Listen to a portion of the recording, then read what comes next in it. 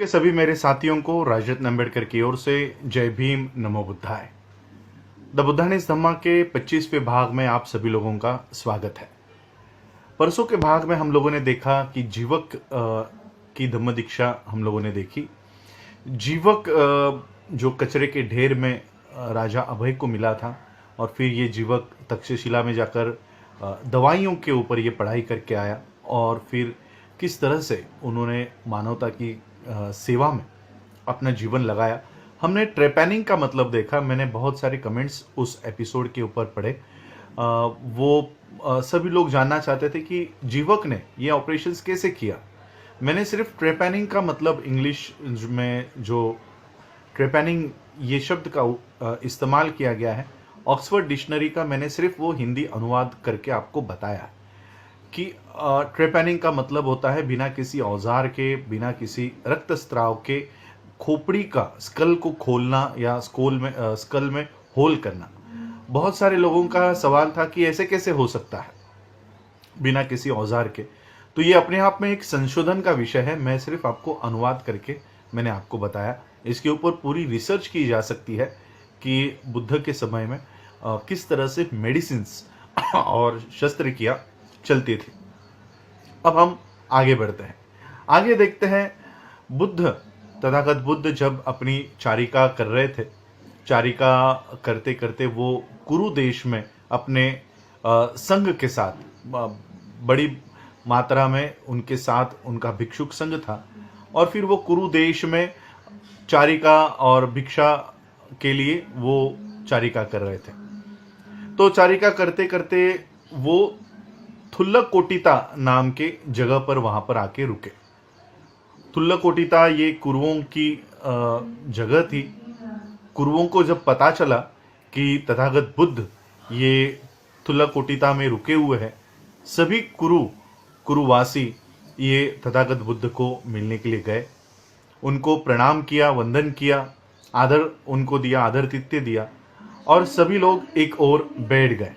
एक ओर बैठने के बाद तथागत बुद्ध ने उन्हें अपने सिद्धांतों के बारे में समझाया, धम्म के सिद्धांतों के बारे में समझाया और सारे धम्म के सिद्धांतों को जानने के बाद वो कुरु और कुरुओं में जो उनके मुखिया हुआ करते थे ब्राह्मण, वो खड़े हुए, तथागत बुद्ध को नमन किया, श्रद्धायुक्त आदरयुक्त उन्होंने नमन किया और फिर वो वहां से चल दिए।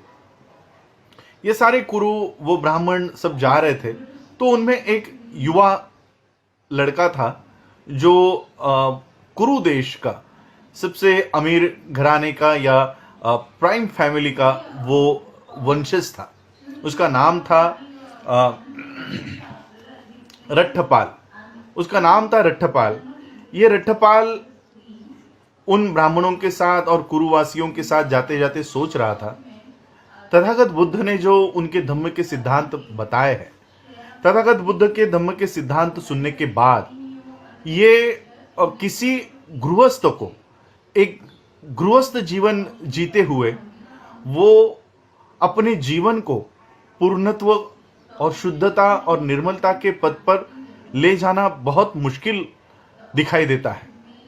क्यों ना मैं अपनी दाढ़ी, मूछे, बाल मुंडवाकर और पीले वस्त्र धारण करके, पित्त वस्त्र धारण करके, क्यों ना मैं भी प्रवचन लूं और अपने जीवन में शुद्धता, परिपूर्णता ये क्यों ना हासिल किया जाए। ये तथागत बुद्ध जहां पर रुके हुए थे, ये सारे लोग ज्यादा दूर नहीं गए थे। ये रट्ठपाल वैसे ही दौड़ता हुआ वापस तथागत बुद्ध के पास आया। ये युवा तथागत बुद्ध के पास आकर उसने कहा कि मुझे आपके संग में, मुझे आप ले लीजिए, मुझे आपके संग में दीक्षा लेनी है, मुझे आपके संग में शामिल कर लीजिए। तथागत बुद्ध ने कहा, क्या आपको आपके माता पिता की और परिवार की अनुमति है? तो रट्ठपाल ने कहा नहीं।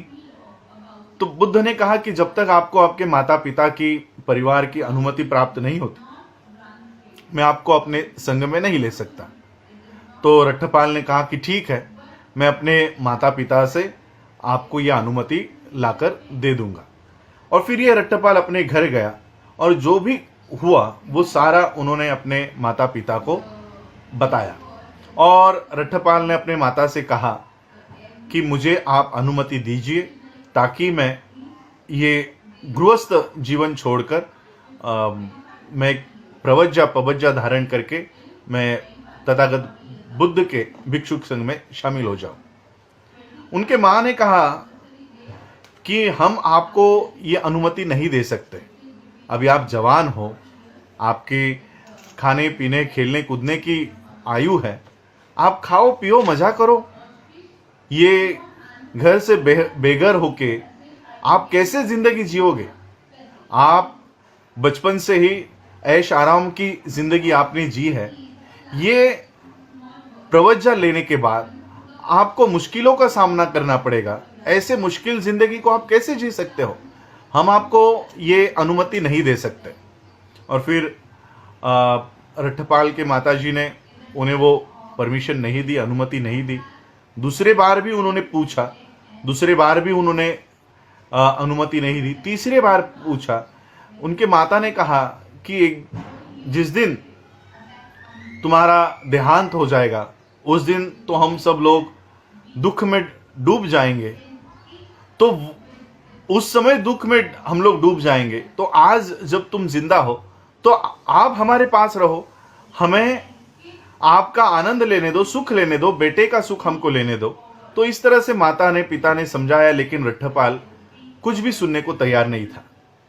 रट्टपाल ने कहा कि जब तक मुझे आप प्रवज्जा धारण करने की, बुद्ध के धम्म में संघ में जाने की अनुमति नहीं देते, तब तक मैं इसी जमीन पर लेटा रहूंगा, यहां से उठूंगा ही नहीं।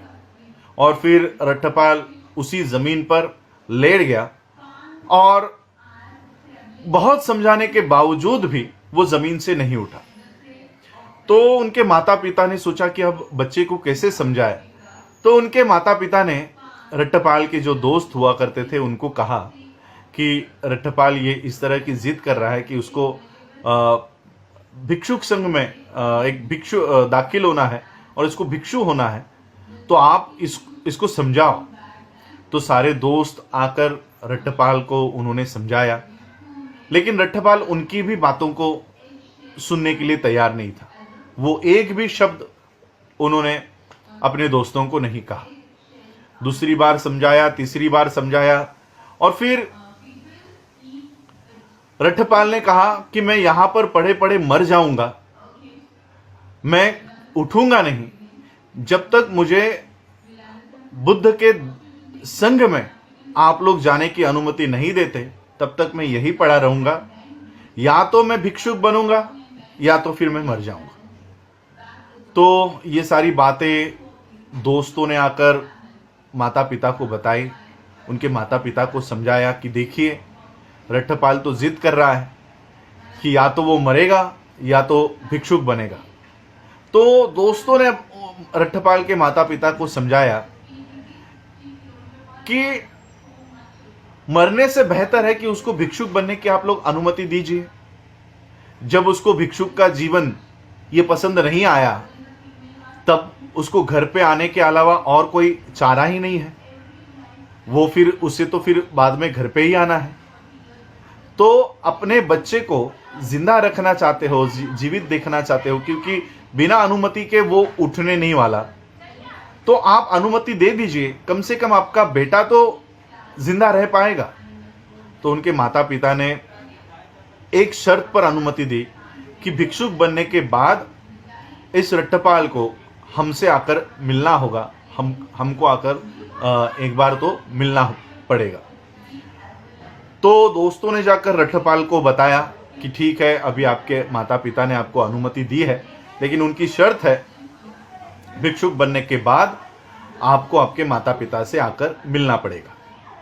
तो रट्टपाल ने ये शर्त कबूल कर ली और फिर थोड़ी शक्ति प्राप्त करने के बाद, खाना और ये सारा ग्रहण करने के बाद, वो बुद्ध जहाँ पर ठहरे हुए थे, ये रट्टपाल बुद्ध के यहाँ गए और उनको नमन करके उन्होंने कहा कि मेरे माता पिता ने मुझे अनुमति दे दी है, मुझे अभी आपके संघ में आप मुझे शामिल कर लीजिए।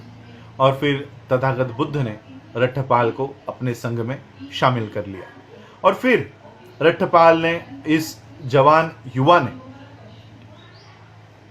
सबसे अलग रहते हुए और बुद्ध के धम्म के सिद्धांतों की ट्रेनिंग लेते हुए, उन्होंने बहुत ही कम समय में उन सारे सिद्धांतों को हासिल कर लिया। जो बुद्ध के सिद्धांत थे उसको प्राप्त कर लिया। और वो जिस तरह से किसी को इनाम मिलता है, उस तरह से इस युवा रट्ठपाल को वो इनाम मिला। और वो सबसे युवा बुद्ध के धम्म के सबसे युवा ऐसे वो भिक्खु वो बने। बुद्ध को पता चला कि रट्ठपाल किस तरह से निर्मल और शुद्ध अब उनका चित्त मन हो गया है, तो उन्होंने वो सारा पहचाना। उन्होंने रट्ठपाल को फिर अपने माता पिता का वचन याद आया। रट्ठपाल ने तथागत बुद्ध से कहा कि क्या अब वो अपने माता पिता को मिलने जा सकता है, थुलाकोटिता जा सकता है, कुरु देश में जा सकता है। बुद्ध ने पहचाना कि अब रट्ठपाल ये अपने मार्ग से कभी विचलित नहीं होगा। तथागत बुद्ध ने कहा कि आपको जब चाहे आप जा सकते हो, आपको इसकी अनुमति है, मेरी अनुमति लेने की भी आपको जरूरत नहीं है, आप जब चाहे आप जा सकते हो। बुद्ध को इस बात का पता था कि रट्ठपाल अब अपने मार्ग से नहीं हटने वाला और एक गृहस्थ का जीवन वो नहीं जीने वाला, और बुद्ध ने इस तरह की अनुमति दे दी। और फिर ये रट्ठपाल अपने माता पिता को दिए हुए वचन के अनुसार ये थुलाकोटिता में पहुंचा। थुलाकोटिता में पहुंचने के बाद, अपना चिवर धारण करने के बाद, भिक्षा पात्र हाथ में लेने के बाद, ये सभी घरों की चारिका करते करते, किसी भी घर से उसने भेदभाव नहीं किया, और सभी घरों से चारिका करते करते, भिक्षा मांगते मांगते वो अपने पिता के घर पे आकर पहुंचा। उसके पिता बरामदे में बाल बना रहे थे।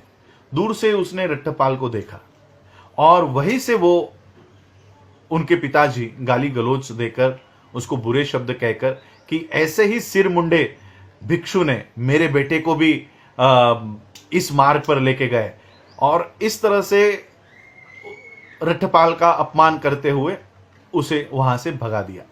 और फिर ये रट्ठपाल आगे के घर पे गया, और रट्ठपाल के ही घर के जो दासी हुआ करती थी, वो बासी चावल जो है वो फेंकने जा रही थी। तो रट्ठपाल ने कहा कि बहन, अगर ये चावल फेंकने ही जा रही हो तो ये मेरे भिक्षा पात्र में डाल दो। और फिर वो उस दासी ने रट्ठपाल के भिक्षा पात्र में वो चावल डाल दिए। वो चावल डालते समय उस दासी ने रट्ठपाल के हाथ देखे, पैर देखे और उसकी आवाज सुनी, और वो दासी वैसे ही भागते भागते रट्ठपाल इनके माताजी के यहाँ गई। और माताजी को उन्होंने कहा कि साहब आए हैं, राजकुमार आए हैं, या इस तरह से उन्होंने बताया, रट्ठपाल के माँ को बताया। रट्ठपाल की माँ ने कहा कि अगर तू सच कह रही है तो आज से ही मैं तुझे सभी दासत्व से, दासी से तुझे मुक्त कर दूंगी, अगर तेरी बात सच निकली तो। और फिर ये रट्ठपाल की माँ रट्ठपाल के पिता के पास दौड़ते हुए गई और उसने कहा कि हमारे साहब यानी हमारा बेटा आया है, तो चलो उनको जाकर मिलते हैं। तो दोनों माता पिता ये रट्ठपाल को ढूंढने गए। रट्ठपाल एक पेड़ के नीचे वो सारा जो भिक्षा रट्ठपाल ने इकट्ठा की थी, वो भिक्षा वो इकट्ठा करके खा ही रहा था, बासी चावल खा रहा था। तो उतने में रट्ठपाल के पिताजी आए। रट्ठपाल के पिताजी ने बताया, अरे ये बासी चावल खाने के बजाय क्या तुम अपने पिता के घर चलकर खाना नहीं खा सकते? तो रट्ठपाल ने बताया कि मैं आपके यहाँ पर आया था, लेकिन मुझे वहाँ से सिर्फ गालियाँ मिली और खाने के लिए कुछ नहीं मिला, और इसलिए फिर मैं यहाँ आ गया। तो पिता को पता चला कि वो शायद उनको पहचान नहीं पाए, और फिर पिता ने कहा कि चलो ये बासी खाना मत खाओ, आप अपने घर चलो। रट्ठपाल ने कहा कि आज का खाना तो मेरा हो गया है, आज मैं कोई अन्न ग्रहण नहीं करूंगा। और फिर रट्ठपाल के पिताजी ने यह वादा लिया कि ठीक है, कल आप मेरे घर पर भोजन के लिए आइए। और फिर रट्ठपाल ने ये शब्द दिया कि हाँ, मैं कल आपके यहाँ पर खाना खाने के लिए, अन्न ग्रहण करने के लिए आऊंगा। रट्ठपाल के पिता घर पे आए, सभी नौकरों को और सभी घर के नौकर चाकरों को ऑर्डर दिया, आज्ञा, ये उन्होंने कहा कि जितना भी सोना घर में है, जितना भी पैसा घर में है, वो सारा बाहर निकालो, उसका ढेर लगा दो और उसके ऊपर चटाई डाल के या उसको ढक कर रखो। जैसे ही रट्ठपाल कल आएगा तो उसके सामने ये सारा सोना चांदी जितनी भी संपत्ति है ये उसे दिखाएंगे और फिर उसको हम गृहस्थ बनने पर मजबूर कर देंगे। दूसरे दिन रट्ठपाल चीवर लेकर, अपना भिक्षा पात्र लेकर अपने पिता के घर गए।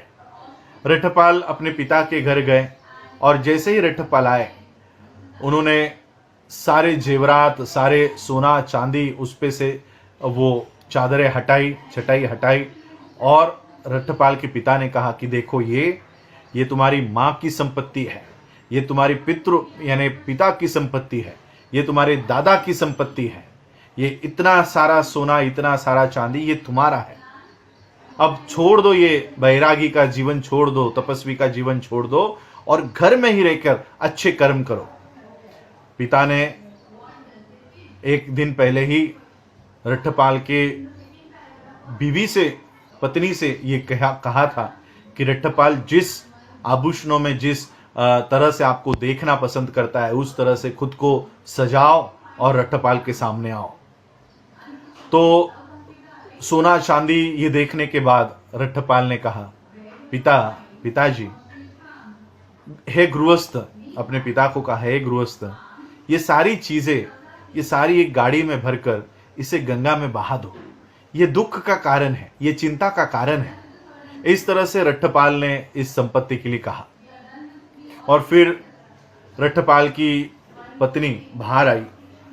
रट्ठपाल जिस तरह से उसको देखना पसंद करते थे, उन आभूषणों में, उन कपड़ों में वो बाहर आए और रट्ठपाल के पत्नी ने रट्ठपाल से कहा कि वो ऐसी कौन सी नगरी है, कौन सा लोक है जहां पर मुझसे भी सुंदर स्त्री के लिए आपने हमें त्याग दिया है।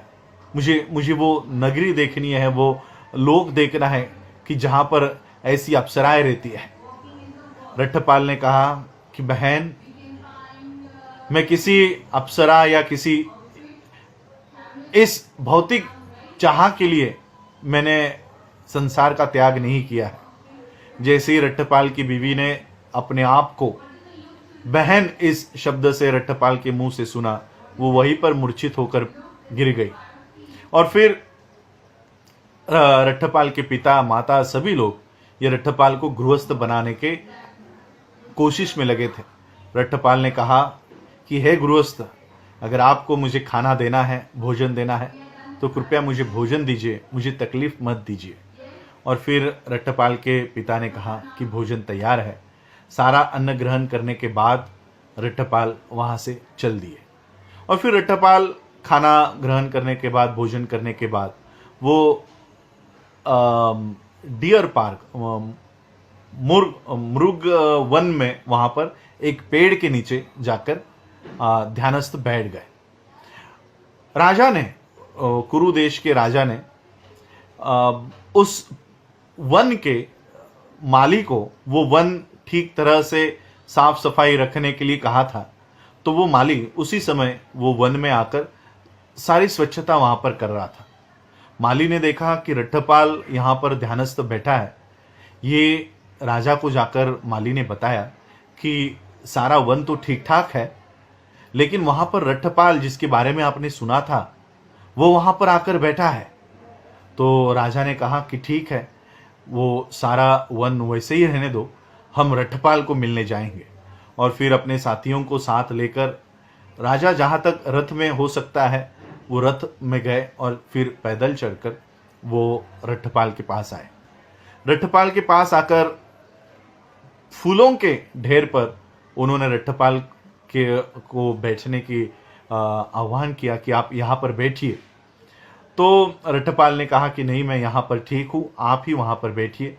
तो राजा एक और बैठ गए और राजा ने कहा कि आप जिस तरह से संसार त्याग किया है, आपने जिस तरह से ये सारा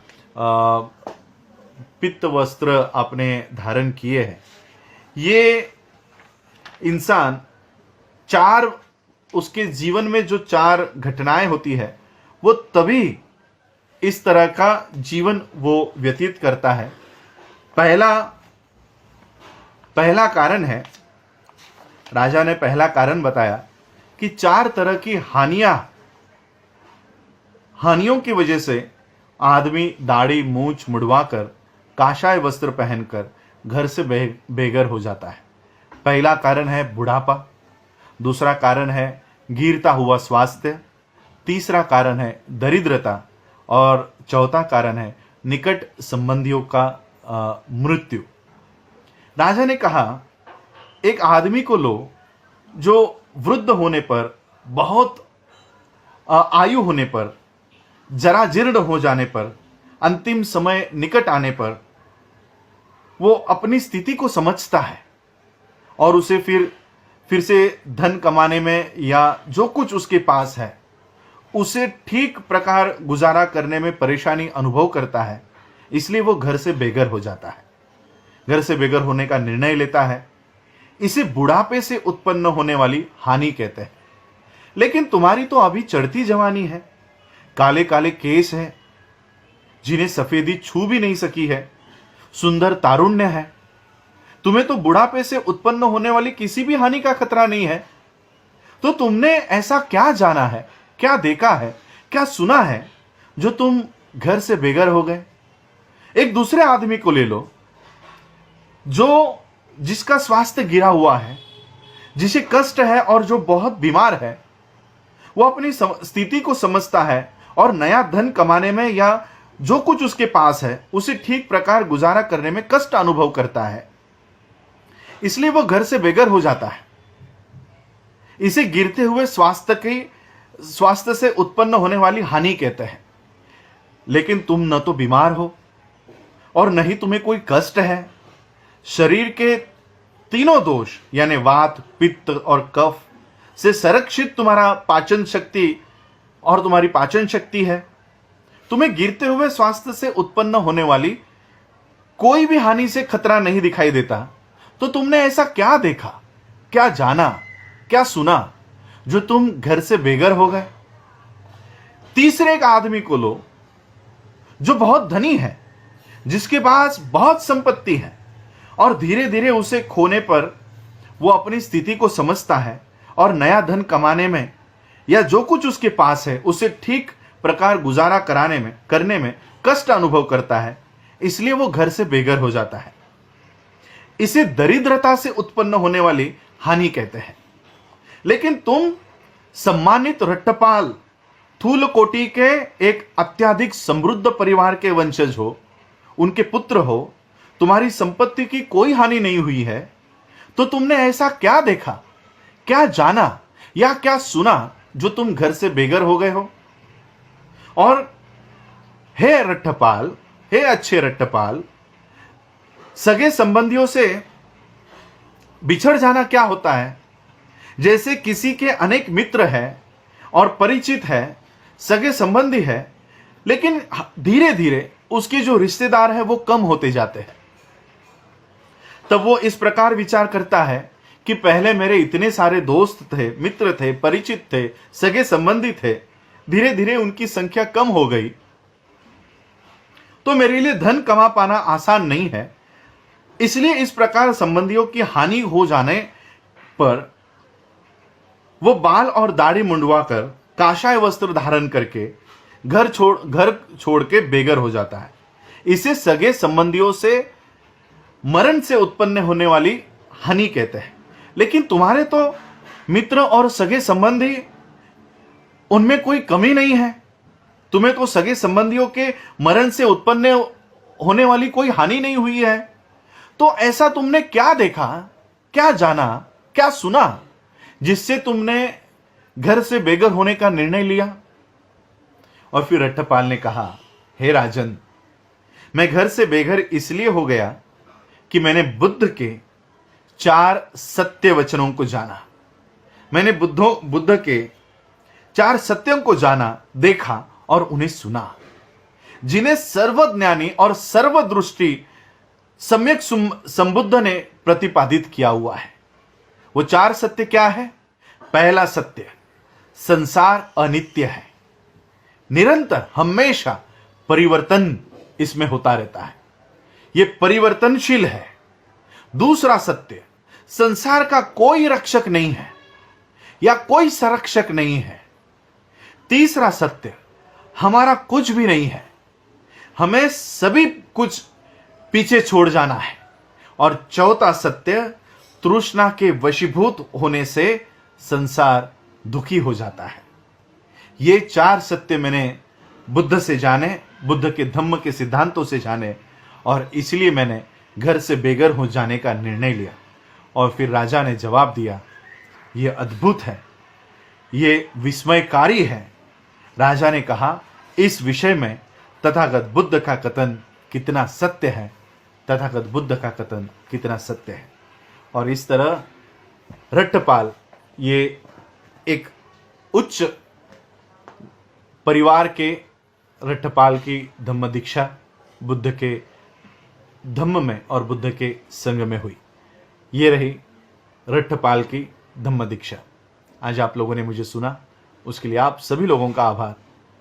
जय भीम, जय भारत, जय बुद्ध।